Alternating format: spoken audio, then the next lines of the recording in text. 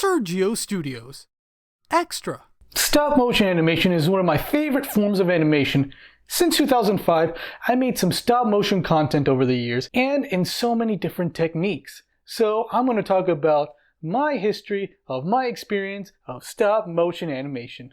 First, my earliest use of stop motion was brought up in my previous video, my early work from 2005 to 2010, where in 2005, I used a toy webcam and quick start and stop record in Windows Movie Maker to give a video the stop motion look. The only video survived is Mr. Handy, seen right here.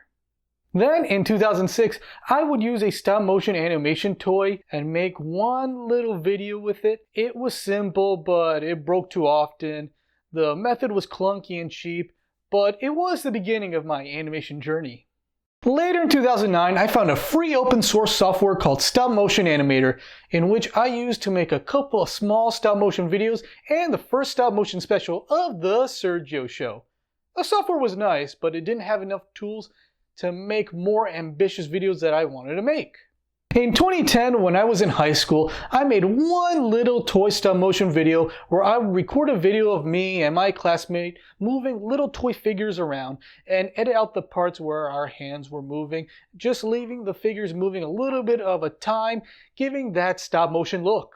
In 2012, I got an iPod Touch and I wanted to make stop motion again, but in HD, so I created my own stop motion technique.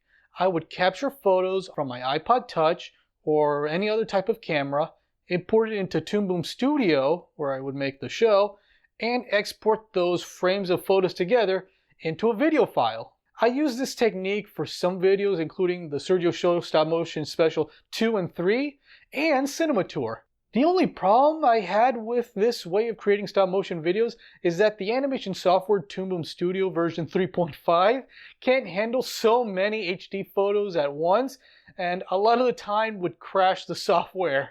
For Cinema Tour, to work around this, I would import a certain amount of HD photos and export that into a little chunk of video, and then take those little chunks of videos and put them into the editing software and export it as one whole stop motion shot. In 2013, I made a college project with some classmates where we made a stop motion video with my toy cars that I bought just racing by. For that method, we used a video camera that one of the classmates brought, captured the pictures, then import and edit them inside the video editing software. In 2019, I got a video editing software called Pinnacle Studio 22, and it has a stop motion animation feature in the program, so I used it to make a couple of stop motion videos, including the Sergio Show Stop Motion Animated Special 4 and 5 and episode 184. The program was good, but it didn't give me enough camera options that I wanted. It was just a couple of webcams here or there, but for more higher quality cameras, it wouldn't detect it.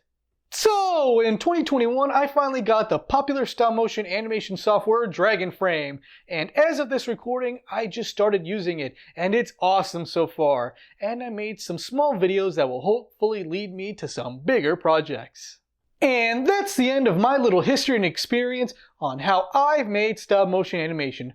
Thank you very much for watching. I am Sergio Dominguez saying, have an animated day.